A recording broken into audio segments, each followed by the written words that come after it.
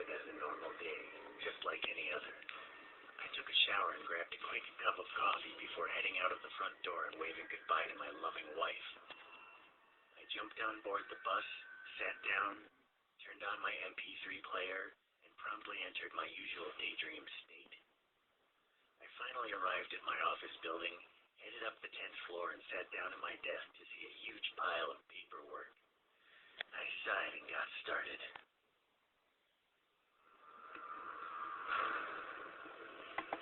A scream coming from down the hall broke my concentration. I considered going to see what it was, but the thought quickly passed. Probably just another hysterical secretary overreacting to a spider.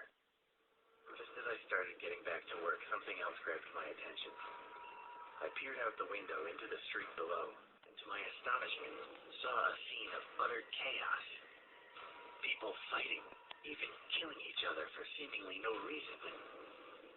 By this time, some of my coworkers had gotten up from their desks and joined me in staring out the window.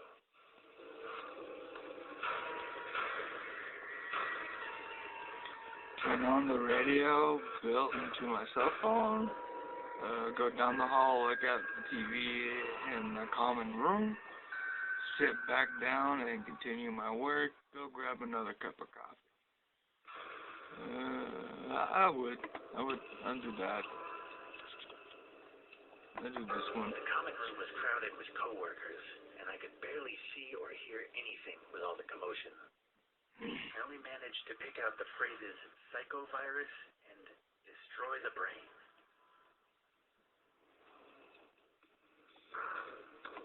At this point, I felt myself entering a state of mild shock. It was obvious that whatever was going on was serious, and that a significant percentage of the population were going to be killed or wounded over the course of the next few days. My thoughts quickly turned to my wife. Was she okay? What if these maniacs were near our home?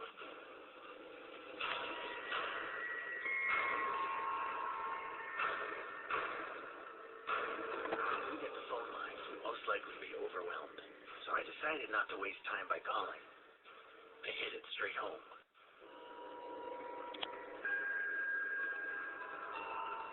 I began to make my way through a series of corridors that lead to the elevator. On my way, I noticed a struggle out of the corner of my eye. I turned to see a disfigured man frantically clawing at and biting a young woman's leg. Blood was already pouring from her multiple wounds. The woman cried out for me to help her.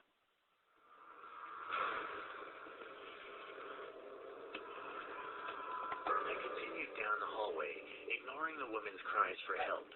She would have been infected, and it wasn't worth the risk. I arrived at the elevator, but to my dismay, it seemed many other people had the same idea. I heard a ping, and the elevator doors slid open. In a split second, the large crowd of office staff pushed and shoved their way into the tiny metal box. I quickly made my way down the stairs to the ground floor.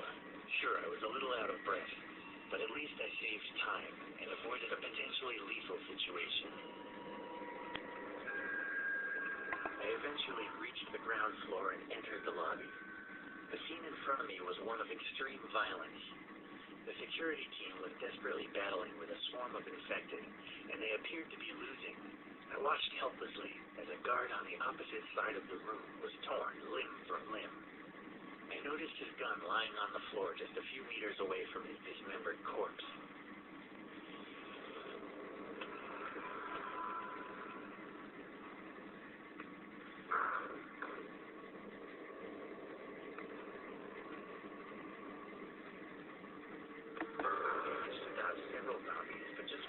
I got close to the gun, I slipped on a pool of blood.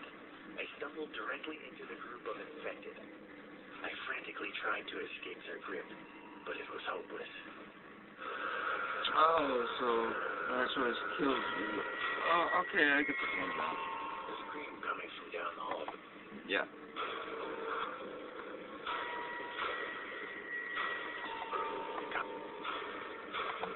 This one.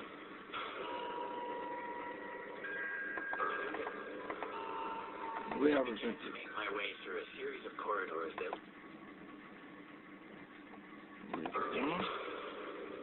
I arrived. Squeeze into another ticket there. Okay, here we go. I eventually reached the ground floor and entered the lobby. The scene in front of me was one of extreme violence. The security team was desperately battling with a swarm of infected, and they appeared to be losing. I watched helplessly as a guard on the opposite side of the room was torn limb from limb. I noticed his gun lying on the floor just a few meters away from his dismembered corpse.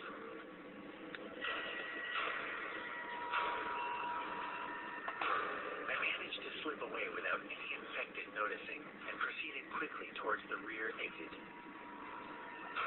I made my way through several corridors towards the back of the building.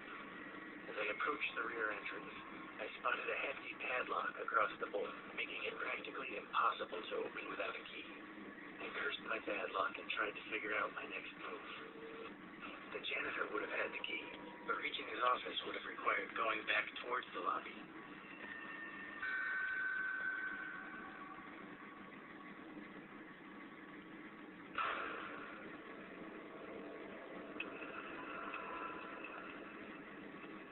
I realized that breaking the door down would be impossible, and that heading back would be too dangerous. So I set about searching for another exit.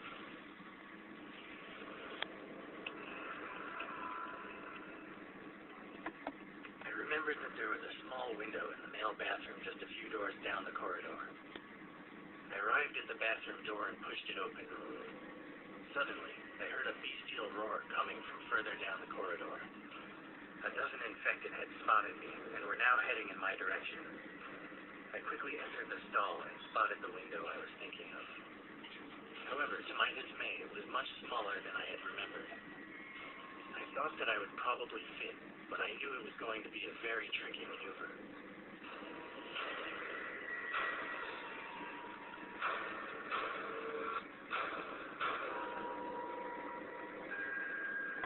Not wanting to waste time, I set about trying to squeeze through the window. A few awkward movements and a lot of pain later, I managed to force my way into the street, escaping the infected with only a few seconds to spare.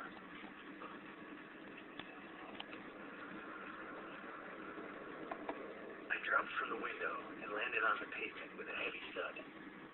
Looking up and down the quiet back street, I tried to decide what to do next. Eventually, I came to the conclusion that my best bet was to head to a main road and try to steal a vehicle or catch a lift.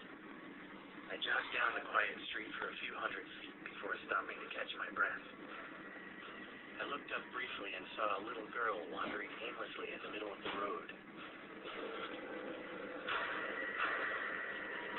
I called out to the little girl.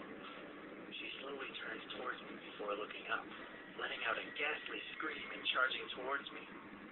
My instincts told me that she was infected, and I immediately began to run in the opposite direction.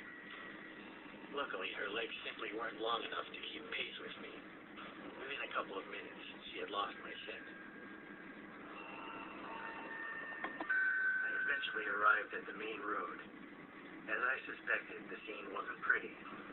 In every direction, I could see people either trying to fight or flee from the numerous infected.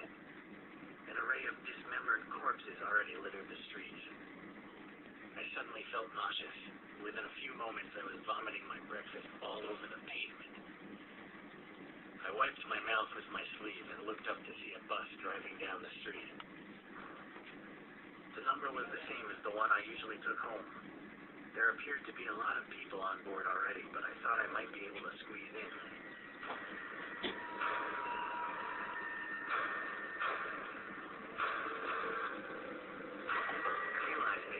The crowded bus probably wasn't a good idea. If someone on board were infected, then there would have been no escape.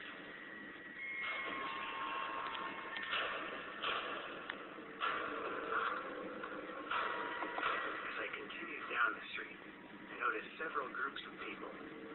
Just across the road was a group of men with rifles. They appeared to be having fun shooting the zombies rather than trying to escape. In the alley, I could just about see a group of teenage boys armed with a variety of makeshift melee weapons.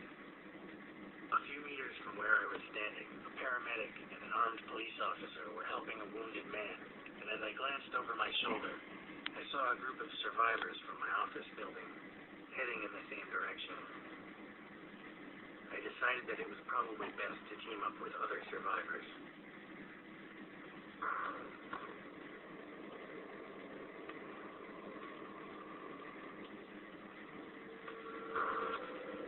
I jogged over to the group of my fellow co-workers.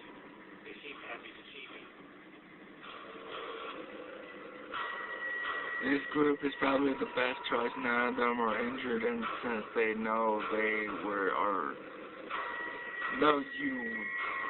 are much less likely to leave you behind in a sticky situation. I thought we should try to find some transportation to get out of the city center. One of them suggested we go to the parking area a few blocks down. We quickly agreed to our strategy and made our way down the street. As we approached the car parking area, we noticed a few infected wandering idly around the entrance. There was no real way to avoid them.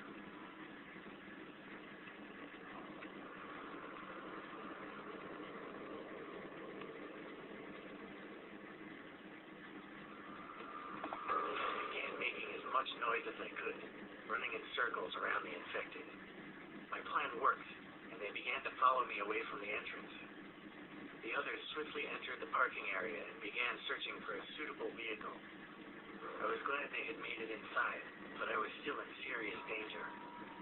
I eventually managed to lose the infected and quickly caught up with the others. But I promised myself I'd never volunteer to be bait again. We eventually found a few different options for vehicles in which we could make our escape. On the far side of the parking area, we found a pair of road motorbikes. Closer to us was a four-wheel drive all-terrain Jeep, a large freight truck, and a convertible sports car.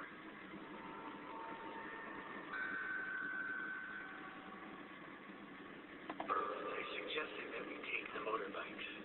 The others didn't seem to like the idea, stating that maneuvering bikes between the infected could be tricky, with 2 or 3 riders wedged on each one. The rest of the group decided that we would take the Jeep.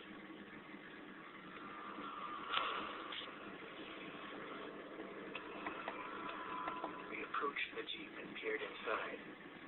To our dismay, we saw a pair of infected inside, desperately clawing at the windows in an attempt to escape.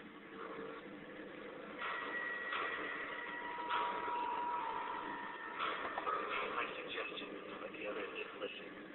They really wanted that Jeep, and a few zombies weren't going to stand in their way. The others immediately flung open the doors and started trying to drag the zombies out. However, without my help, they were having serious trouble, and it seemed like they would most likely end up dead if I didn't intervene.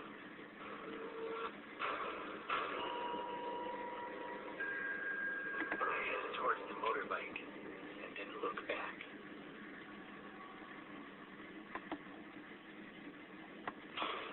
I climbed aboard my chosen vehicle and sped away from the car park onto the main street. By then the roads were littered with bodies and car wreckages. It was all I could do to avoid them. Everywhere I looked, I could see only scenes of carnage. It seemed that those not already infected were fighting a losing battle. My thoughts quickly turned to my wife. I tried to tell myself that she would be okay, but that didn't stop the horrible feeling in the pit of my stomach. I knew I had to get home as soon as possible.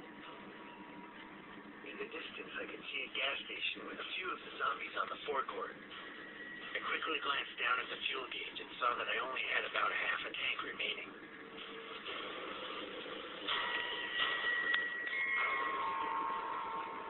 I think I'm gonna stop there.